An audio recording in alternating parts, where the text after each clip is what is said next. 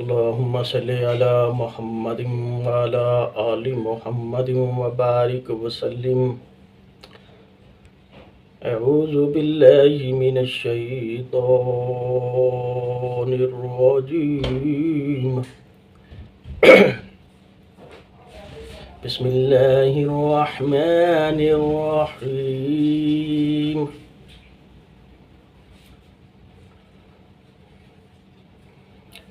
آج کی ویڈیو میں میں آپ کو جنات کی شرارتیں بتاؤں گا،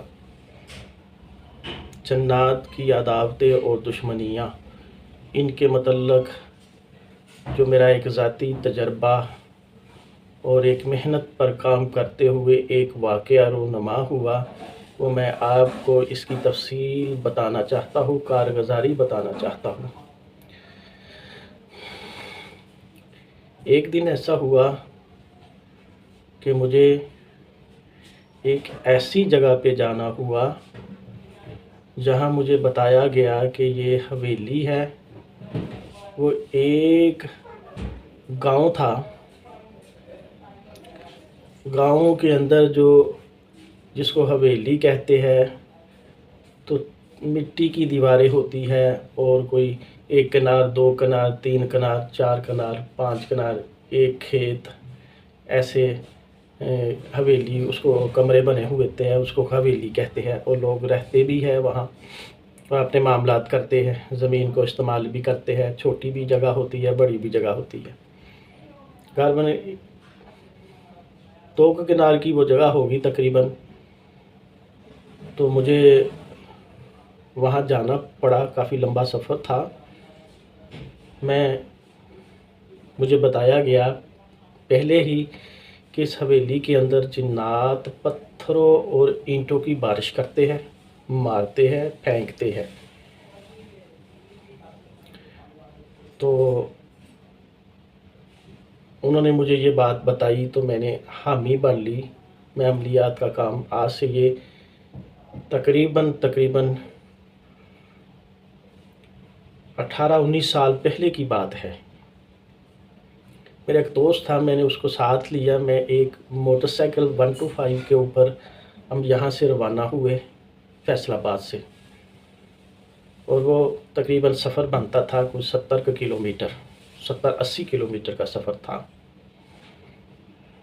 تو ہم یہاں سے چلے، کیونکہ اس طرح کے معاملات کے اندر پہلے ہی جنات کو خبر ہو جاتی ہے کہ یہ شخص، یہ آدمی، یہ عامل، یہ بزرگ یا یہ پیر صاحب آ رہے ہیں۔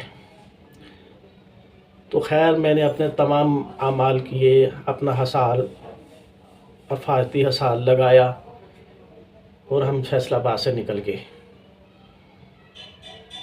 اور تقریباً اللہ پاک کی رحمت سے، اللہ پاک کی حفاظت سے ہم خیر خیریت کے ساتھ اس گاؤں میں پہنچے۔ راستے میں اسٹے بھی کیا، اور خیر و خیریت رات کے ٹائم ہم وہاں پہنچ گئے۔ انہوں نے ہمیں وصول کیا، ہمارا استقبال کیا، اور ہماری خدمت کی، انہوں نے مہمان نوازی۔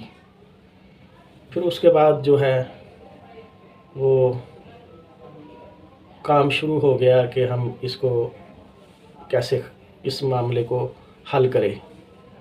تو انہوں نے مجھے بتایا کہ مولوی صاحب، حضرت صاحب، ہم نے کوئی بابا نہیں چھوڑا، کوئی پیر صاحب نہیں چھوڑے، کوئی عامل نہیں چھوڑا، جہاں بھی ہمیں کسی نے بتایا تو ہم وہاں گئے، ان کو اپنی ساری پریشانی ان کے سامنے رکھے۔ تو اس طرح وہ آتے رہے۔ ایسے ہوا کہ ان کے یہاں کام کرتے ہوئے بھی بعض عاملوں کے کام کرتے ہوئے جنات نے پتھر وغیرہ مارے، اینٹیں ماری، بعض لوگوں نے کام بھی کیا، لیکن پھر دوبارہ وہی معاملہ ہوتا رہا۔ میں نے الحمدللہ اللہ پاک کی مہربانی سے کام شروع کیا۔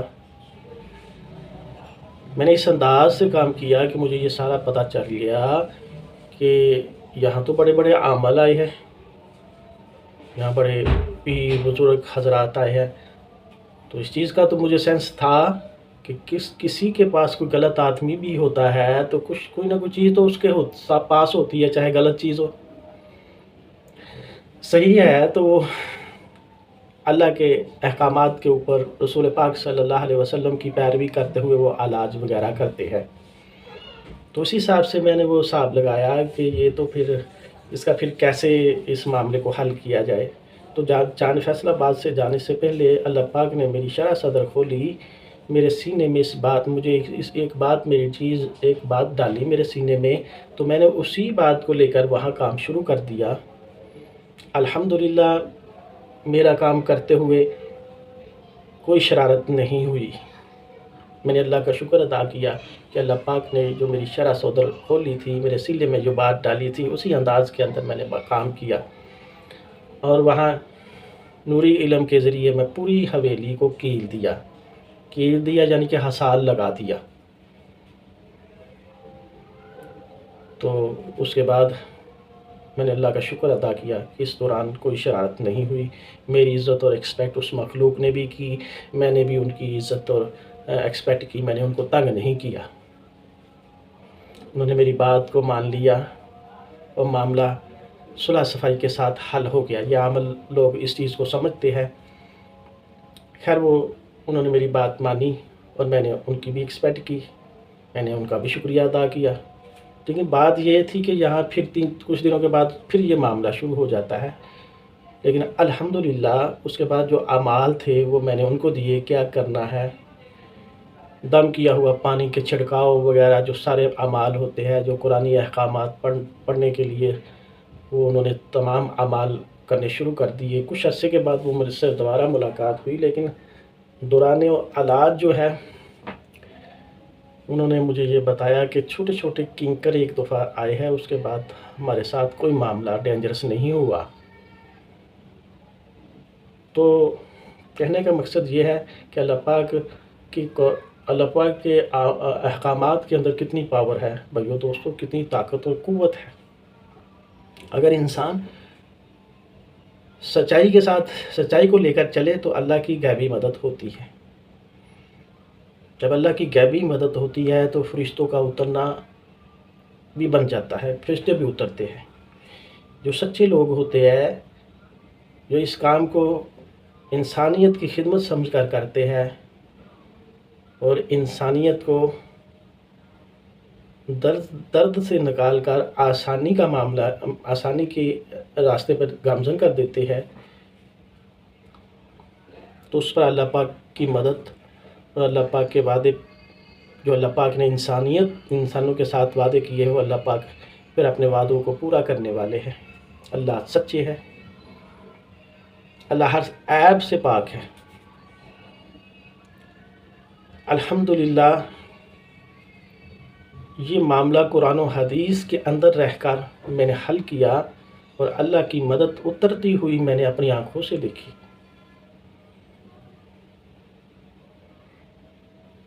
تو وہ جنات جہاں اینٹوں کی اور پتھروں کی بارش تھی۔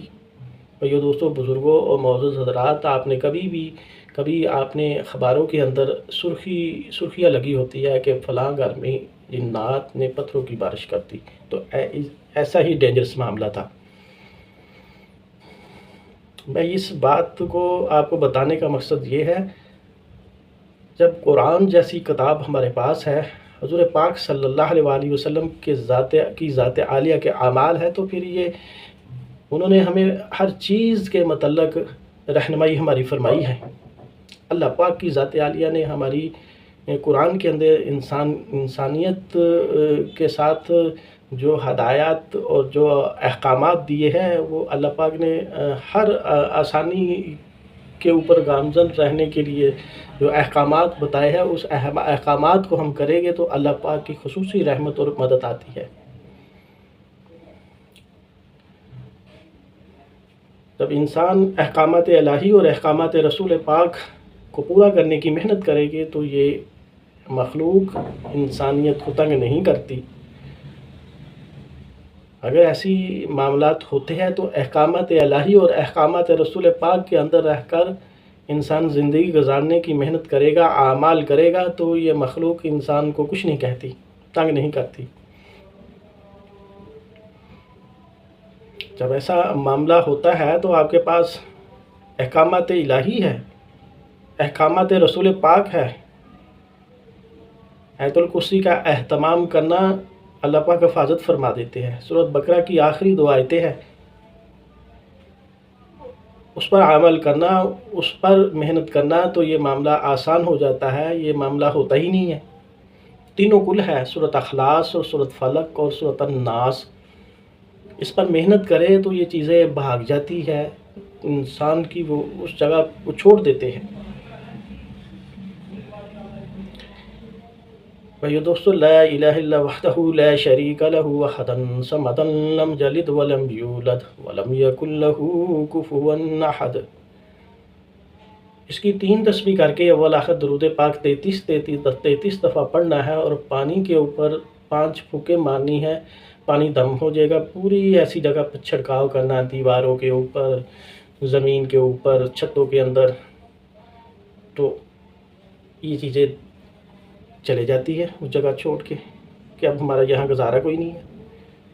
اور ساتھ بھائیو دوستو بزرگوں، بسم اللہ، یہ ذکر، بسم اللہ الذی لا الہ الا ہو، بسم اللہ الذی لا الہ الا ہو، 2 تسبیح یہ بھی ساتھ کرنی ہے۔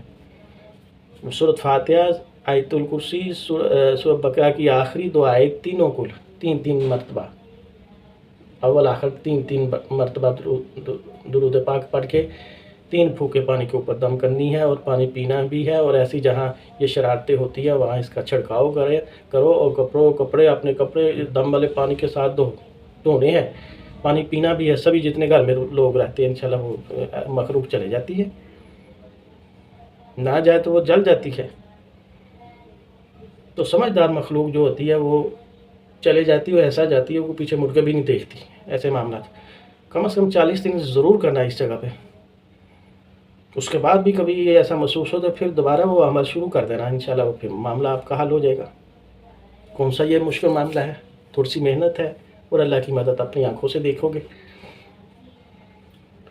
بھائیو دوستو بزرگوں، میرے اس چینل کو سبسکرائب کرے، لائک بھی کرے اور شیئر بھی کرے، تاکہ دین کی باتیں اور بھلائی کی باتیں پوری انسانیت تک پہنچ جائے، اور ہر مسلمان اس سے فائدہ لینے والا بن جائے، ہر مسلمان کی مشکلات دور ہو جائے، آسانیوں کا معاملہ آ جائے۔